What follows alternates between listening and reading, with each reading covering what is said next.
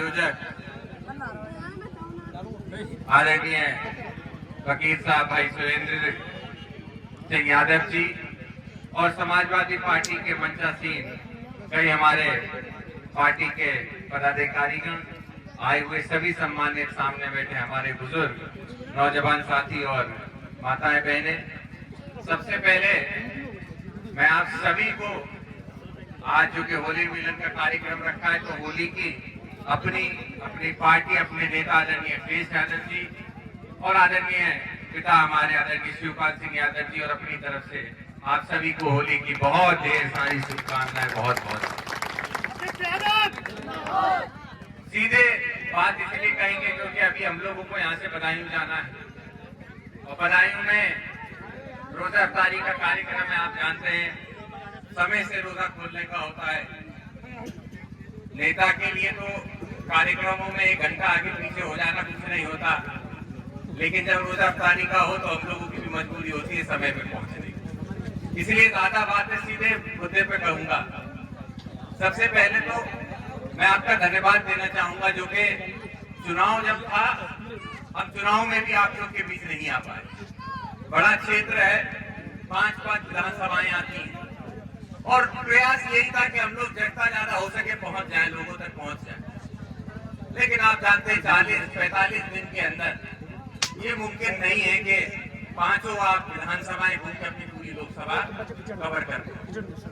लेकिन हमें खुशी ये भी है कि हम भले ही आपके बीच में अभी आ रहे हो, लेकिन आपकी जो सबसे बड़ी ऊर्जा, सबसे बड़ी ताकत आदरणीय शिवपाल जी आपके बीच में चुनाव में आए और वोट की अपील मेरे लिए करते।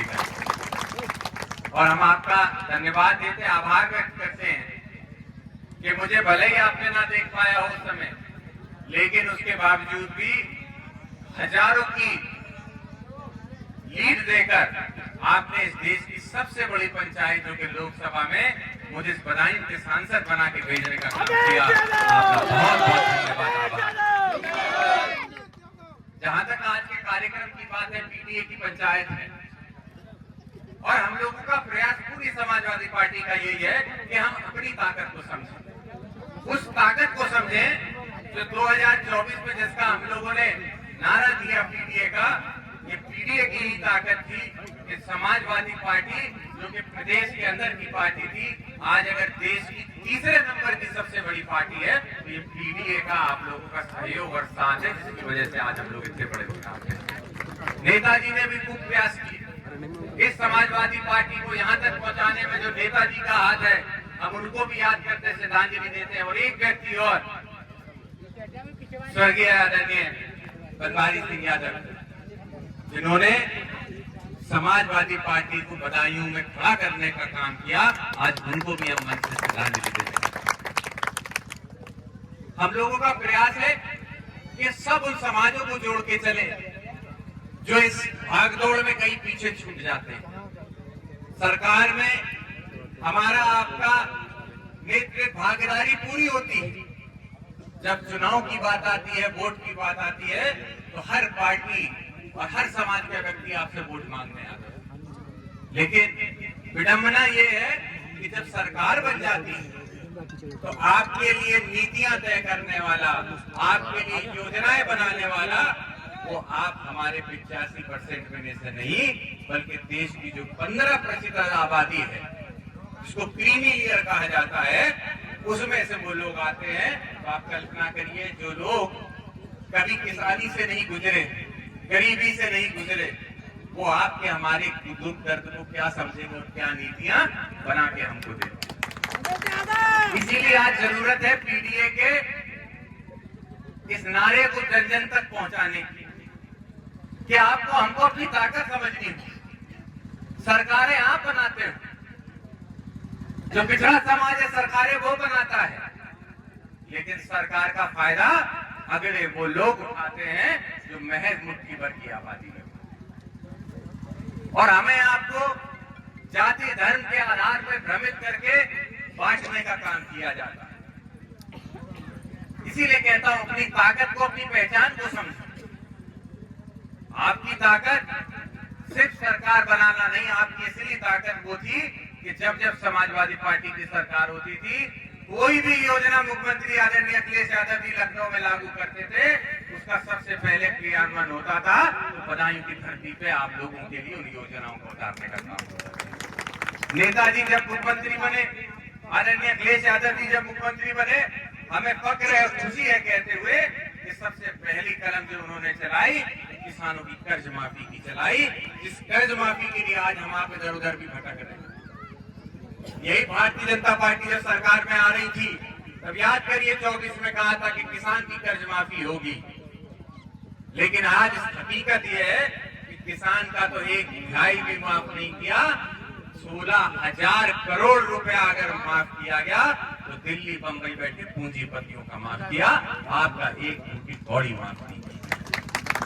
अभी हम लोग कल लोकसभा में से बजट पेश हुआ, कल कृषि के ऊपर चर्चा हो रही थी, कृषि पे हम लोगों को अपनी बात रखनी थी। आप खुद सोचिए, देश का 60% से ज्यादा आबादी कृषि में है, कृषि प्रधान देश कहा जाता है हमारा, लेकिन लोकसभा में जब कृषि के ऊपर चर्चा होती है उस चर्चा को 12 घंटे से घटा के महज 4 घंटे में खत्म करने का काम ये भारतीय जनता पार्टी वाले करते हैं। क्यों करते हैं? इनकी मंशा को समझिए, क्योंकि वो भी जानते हैं कि किसानों को जितने हमने वादे किए थे उनमें से एक भी वादा हम पूरा नहीं कर पाए हैं। अगर इस पे चर्चा होगी तो जो उनकी विफलताएं हैं वो विफलता सामने ना आ जाए, इसीलिए चर्चा को उन्होंने कम किया। लेकिन याद रखिएगा, आज जो महंगाई से आपको गुजरना पड़ रहा है, अभी आशीष भैया डीएपी की यूरिया की बात कर रहे थे, आप याद करो जब समाजवादी सरकार थी कहीं लाठी नहीं चलती थी, सही दाम पे और सही समय पे चाहे यूरिया हो, चाहे डीएपी हो, चाहे एनपीके हो, सब चीजें यहाँ किसानों को उपलब्ध कराई गई और कहीं एक किसान को भी लाठी नहीं पड़ी होगी। आप बता, हमें याद है जब सहकारिता मंत्री आदरणीय शिवपाल जी थे, मैं खुद इफ्को में निर्देशक था,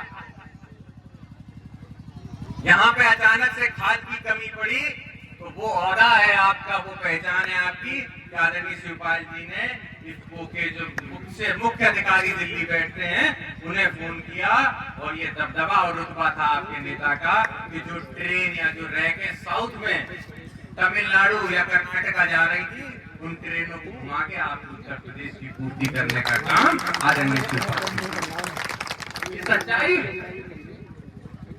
तब की कितनी सारी योजनाएं, बेरोजगारी भत्ता दिया, पहले प्रयास किया नौजवानों को रोजगार दे पाए, जब रोजगार नहीं दे पाए तो हमने बेरोजगारी भत्ता भी दिया, एम्बुलेंस की सेवा चलाने के लिए काम किया गया, दूर दराज के गांव में जब कोई हमारी भाभी गर्भवती होती थी तो उसको बच्चे के लिए दूर दराज जब जाना होता था कितना कष्ट होता था, प्राइवेट गाड़ी या मोटरसाइकिल से नहीं जा पाती, तब आदरणीय अखिलेश यादव जी ने एम्बुलेंस की सेवा दी और दूर दराज के ग्रामीण गांव तक भी अगर हमारी किसी माँ को, हमारी बहन को जरूरत पड़ती थी तो एम्बुलेंस उनके दरवाजे तक आया करती थी।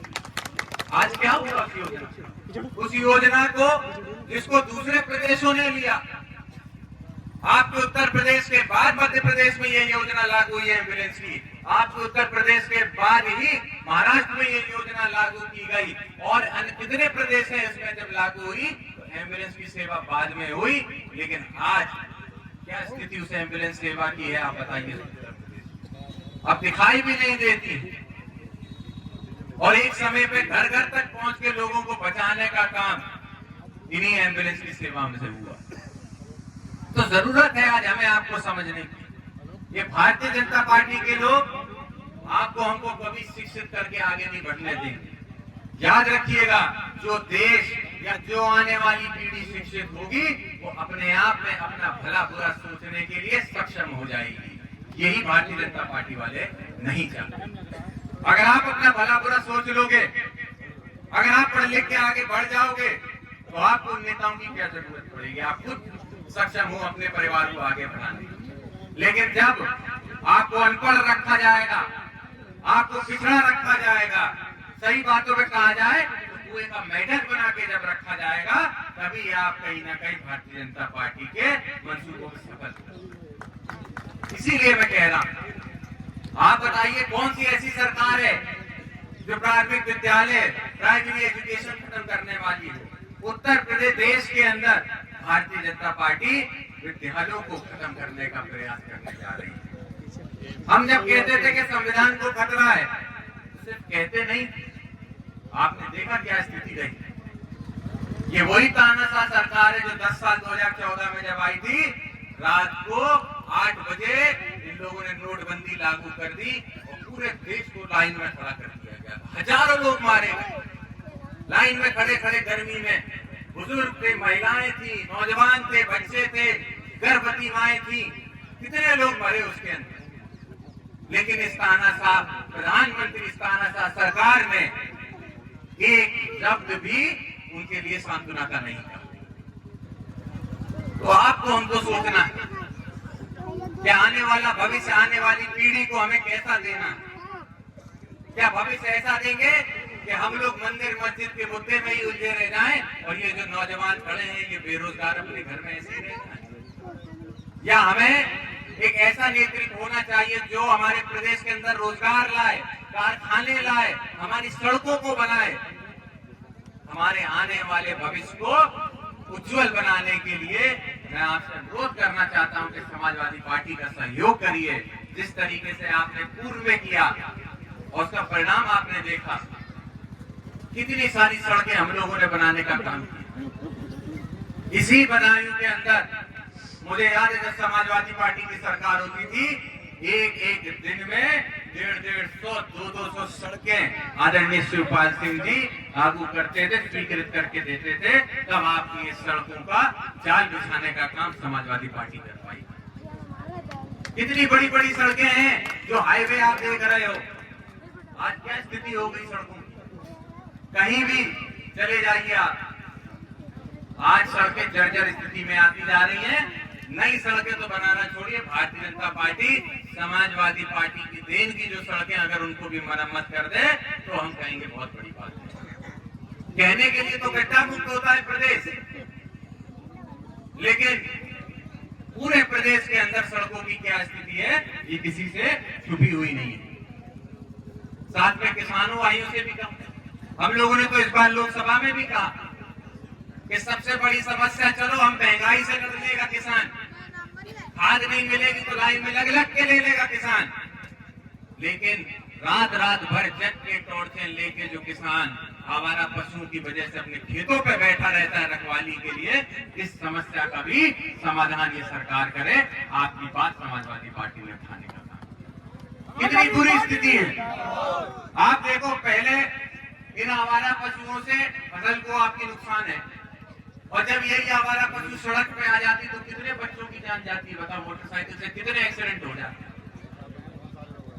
कितने सारे एक्सीडेंटों में लोग खत्म हो गए यही आवारा पशुओं की वजह से। रात में बैठी हुई है, अब दिखाई नहीं दी, एकदम से मोटरसाइकिल लड़ी, वही बच्चा खत्म हो जाता।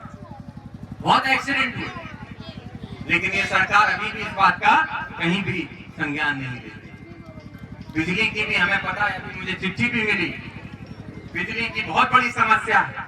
जब चुनाव हो रहा था उस समय गर्मी प्रचंड पे थी, अपने बिजली नहीं आ पा रही थी, बिजली नहीं आ पाती थी, और बिजली नहीं आती थी इसलिए किसान की फसलें खड़ी सूख गई, लेकिन पानी नहीं किसान दे पाया। और उसी के तहत जब समाजवादी पार्टी की सरकार होती है तो सिंचाई मुफ्त होती है, किसानों के लिए दवा मुफ्त होती, चिकित्सा मुफ्त होता है, मेडिकल कॉलेज आपके लिए बनाने का समाजवादी पार्टी की समय पे काम है। मैं इस घूम फिर के इतना कहना चाहता हूं कि सरकारों का काम, हम जनप्रतिनिधियों का काम आपको मंदिर और मस्जिद में भिड़ाना नहीं होता, आपकी दिनचर्या को किस तरीके से और सुलभ और आसान बना सके ये हम जनप्रतिनिधियों का काम होता है। मेडिकल कॉलेज है तो क्यों सुचारू रूप से सही तरीके से नहीं चल पा रहा है। आज भारतीय जनता पार्टी की सरकार है, आपके यहाँ से 2 मंत्री भारतीय जनता पार्टी की सरकार में केंद्र में मंत्री हैं। जब समाजवादी पार्टी की सरकार थी उस समय पे मैं कहता हूं जितना काम हुआ उसकी तुलना में 5% काम भी ये लोग दो मंत्री रहने के बाद आपके बदायूं में नहीं कर पाए, ना आमला में ना बदायूं में कहीं हो पाए। अपनी जेब भरने का काम किया है। और एक बात और इस मंच से आज आपको बता के जाता हूं, जितने भी गैर कानूनी काम प्रदेश में या जिले में होते हैं, आपने भी देखा है, हमने भी देखा है, लेकिन आज सच्चाई ये है कि ये सारे गैर कानूनी काम सरकार की ही कहीं ना कहीं मंशा से हो रहे हैं। उन्हीं जनप्रतिनिधि जिनको आपने कहीं विधानसभा में भेजने का काम किया है और कहीं लोकसभा भेजने का काम किया है, वही लोग कहीं ना कहीं आज आपको लूटने का काम और आपके पुलिस को बिगाड़ने का काम करते हैं। तो इसीलिए मैं अनुरोध आपसे यही करूंगा कि अपना सहयोग इसी तरह बनाए रखें। मुझे पता है कि जब चुनाव में वोटिंग का दिन था तो यहाँ पे गांव ने पूरे बहिष्कार कर दिया था वोट देने से, और समस्या आप लोग की सड़क की थी, बिजली की थी। और मैंने उस समय पे भी इन लोगों से यही कहा था कि हम लोग सत्ता में भले ही ना विपक्ष में हैं, लेकिन आपके द्वारा दी गई मुझे जो ताकत है, मैं उस ताकत का पूरा इस्तेमाल करते हुए लोकसभा भी जाना पड़े, चाहे लखनऊ में जाना पड़े, हम बिजली की व्यवस्था को सुधारने का काम आप लोग के बीच में करेंगे। आने वाले समय में भी प्रयास यही रहेगा। हम लोग तो जब सरकार में थे कितने बड़े बड़े थर्मल पावर प्लांट बना दिए, 1 मेगावाट की बिजली आज तक ये बाबा आज तक एक प्लांट नहीं लगा। इतने सालों से मुख्यमंत्री लेकिन कुछ नहीं कर। तो आज जरूरत इस बात की है कि आप लोग इस बात का आकलन करो कि आप क्या आज सिर्फ हिंदू मुसलमान और मस्जिद में उलझ जाना चाहते हैं, या फिर आने वाले समय के लिए एक नया भविष्य बनाना है, इन बच्चों को रोजगार देना चाहते हैं। इसीलिए मैं कहूंगा जाति धर्म से ऊपर उठना है। पिछड़े दलित अल्पसंख्यक आदि आबादी आदिवासी समाज और वो सारे समाज जो कहीं ना कहीं अपने आप को पिछड़ा हुआ महसूस करते हैं, ये आपकी हमारी अब जिम्मेदारी है कि उनको सुरक्षित, उनको महफूज रखना और उनका सहयोग करके और उनसे सहयोग लेकर के इन बेईमानों को सरकार से हटा के एक बार फिर उत्तर प्रदेश में अपनी समाजवादी पार्टी की सरकार बनाने का आप लोग का। साथ ही मैं भरोसा आपको दिलाता हूं कि एक सांसद के रूप में जिन दायित्वों का निर्वहन करने की आपने मुझे जिम्मेदारी दी, मैं लोकसभा के अंदर प्रयास करता हूं कि जो समस्या और ट्रेन की समस्या थी उसको हमने उठाया, आउटर रिंग रोड एक होनी चाहिए थी, सड़क की समस्या थी उसको हमने उठाया। आने वाले समय में जो मुरादाबाद से लेकर बदायूं और फरकाबाद तक की जो ये सड़क है, इस पे भी आवागमन बहुत बढ़ गया, इसको भी चौड़ी होना चाहिए, उसकी भी बात हम उठाएंगे। तो आने वाले समय में जो आपकी समस्या होती है, जो आपकी दिक्कतें हैं, आप उसको लिखित तौर पे हमको दें। मैं भरोसा दिलाता हूं लोकसभा के अंदर आपको अपने बदायूं की आवाज, इस बिसौली की आवाज गूंजती हुई निश्चित तौर पर सुनाई देगी। आप सभी लोगों का एक बार फिर से बहुत धन्यवाद, बहुत बहुत आभार कि आपने अपना भरोसा, अपना आशीर्वाद देकर मुझे इस देश की सबसे बड़ी संसद में भेजने का काम किया। और आज जिस पद पे हूँ, मैं आपको भरोसा दिलाता हूँ उस पद के साथ पूरी ईमानदारी करूंगा और पूरा प्रयास करूंगा कि आने वाले समय में इस बदायूं को भी वो सौगातें जिससे आप लोग वंचित रह गए हो, जो सौगातें आपको नहीं मिल पाई हैं, उन सौगातों को इस बदायूं के अंदर हम लाने का काम करेंगे। बहुत बहुत धन्यवाद, आपका बहुत बहुत आभार।